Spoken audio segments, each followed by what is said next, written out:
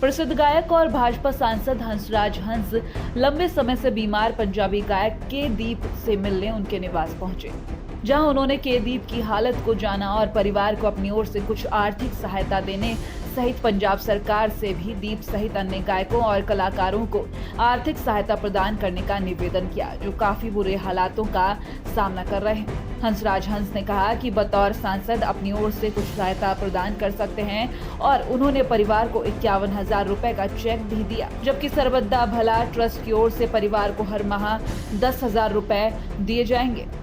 उन्होंने पंजाब के मुख्यमंत्री कैप्टन अमरिंदर सिंह से अपील भी की है कि वो लंबे समय से बीमार चल रहे के दीप की मदद करें और राज्य में मुश्किल हालातों का सामना कर रहे अन्य गायकों और कलाकारों की मदद करें। हंस ने कहा कि कैप्टन अमरिंदर सिंह का दिल खुला है और वो उम्मीद करते हैं कि वो सकारात्मक कदम उठाएंगे।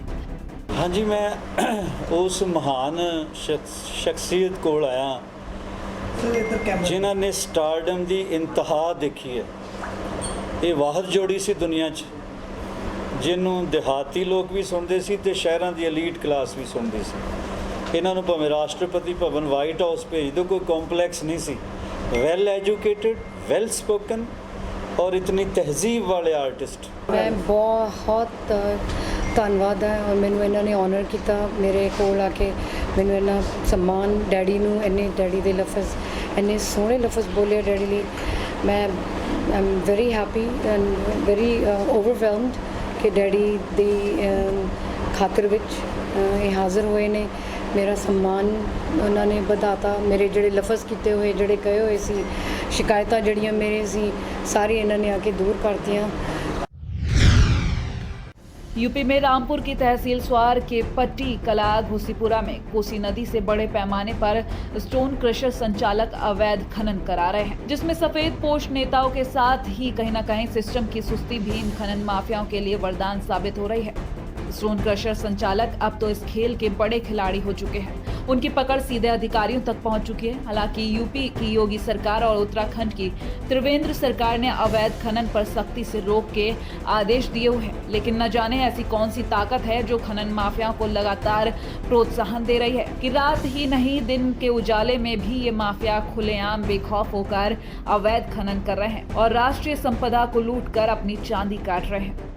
हालांकि अवैध खनन और खनिजों का अवैध तरीके से भंडारण करने वालों पर प्रशासन ने शिकंजा कस दिया है, जिसके चलते रामपुर के स्वार एसडीएम ने मसवासी क्षेत्र में मन्नत स्टोन क्रशर पर छापा मारा।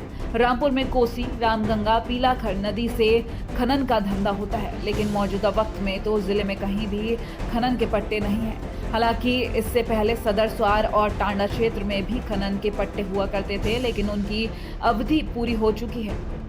बावजूद इसके माफिया बेखौफ होकर अवैध खनन कर रहे हैं और कारोबारी अवैध खनन कर उसे नदी किनारे ही लगे स्टोन क्रशरों से खपा रहे हैं। एसडीएम स्वार आर.के. गुप्ता ने मसवासी क्षेत्र के मन्नत स्टोन क्रशर पर छापा मारा तो उससे हड़कंप मच गया। एसडीएम ने बताया कि स्टोन क्रशर पर अवैध खनन का डंप पाया गया है, लिहाजा उसके संचालन पर रोक लगा दी गई है।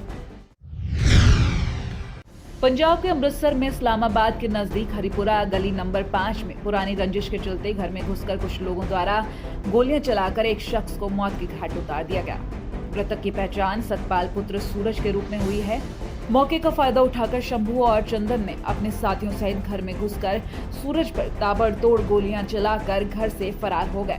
उसके बाद सूरज को घायल अवस्था में नजदीक के अस्पताल में ले जाया गया, जहां डॉक्टर द्वारा उसे मृत घोषित कर दिया गया। पुलिस द्वारा मामले की जांच कर दोषियों के खिलाफ अगली कार्रवाई की जा रही है। साढ़े 10 की गल है, 10:15 साढ़े 10 हाँ जी, ਅਸੀਂ ਆਪਣੇ ਇਲਾਕੇ 'ਚ ਮੈਂ ਹੈਗਾ ਸੀ।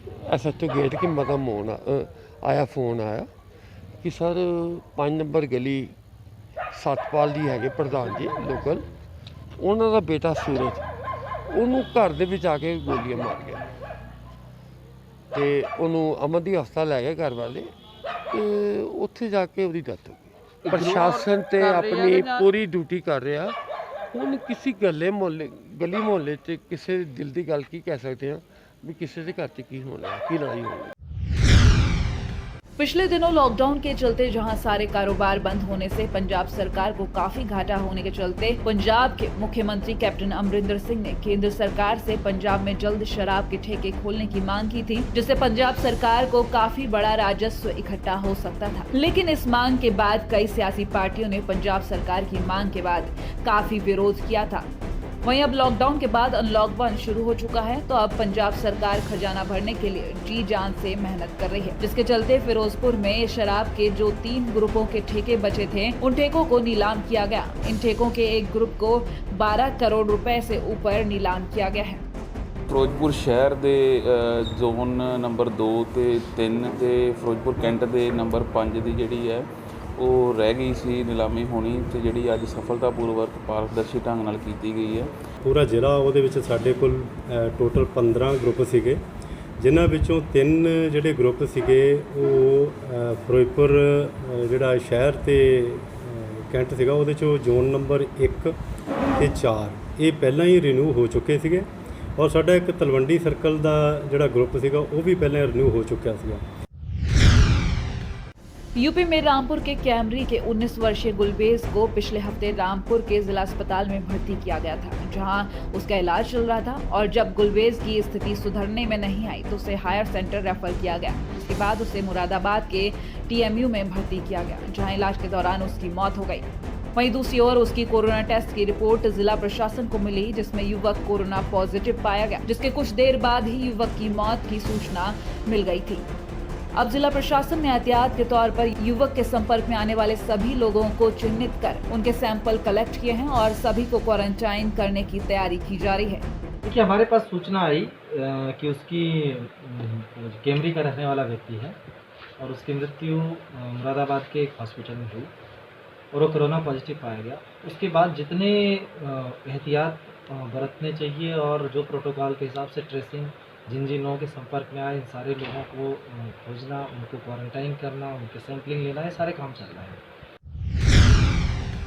यूपी के संभल में डीएम अविनाश कृष्ण सिंह खनन माफियाओं पर सख्त हुए और हयातनगर, नखासा, असमोली में खनन माफियाओं के बने अड्डों पर कार्रवाई करने के सख्त आदेश दिए। लेकिन फिर भी इस वैश्विक महामारी में खनन माफियाओं के हौसले इतने बुलंद हो चुके हैं कि खनन रुक ही नहीं पा रहा। वहीं हयातनगर थाना क्षेत्र के शकरपुर गांव में पुलिस ने JCB और ट्रैक्टर पकड़ने के बाद उन्हें सीज कर दिया है।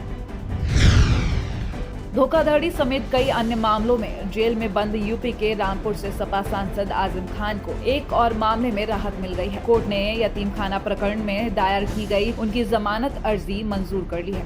सपा सांसद आजम खान धोखाधड़ी समेत कई मामलों में इन दिनों सीतापुर जेल में हैं।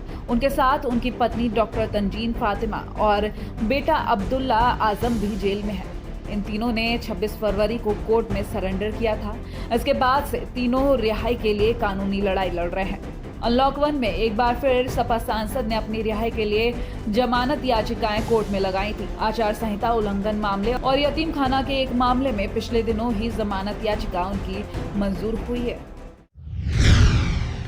यूपी में आजमगढ़ के बड़िया बाजार में ज्वेलरी की एक दुकान से सोने और चांदी के गहनों की भीषण चोरी हुई। इस सामान की कीमत लगभग 4,30,000 रुपए बताई जा रही है। बता दें कि दुकान संचालक किसी काम से गोरखपुर गया था और दुकान की देखरेख के लिए चाबी घर पर अपने छोटे भाई को दी थी। लेकिन अगले दिन जब उसका छोटा भाई दुकान खोलने गया तो देखा कि दुकान का सारा सामान गायब है। उसने तुरंत ये सूचना थाने और 112 नंबर पर दी, जिसके बाद पुलिस ने आकर निरीक्षण किया। आगे की जांच चल रही है और जो भी साक्ष्य सामने आएंगे उसके आधार पर कार्रवाई की जाएगी। रात में जो है चोरी लोग सेन काट के आए हैं और रात में सर चोरी किए हैं और सब सोनारी का सामान था सर, कुछ आर्डर का सामान था, रिपेयरिंग के लिए 2 चैन आया था, वो सब इसी काउंटर के अंदर रखे थे, सब सर चोरी हो गया सर।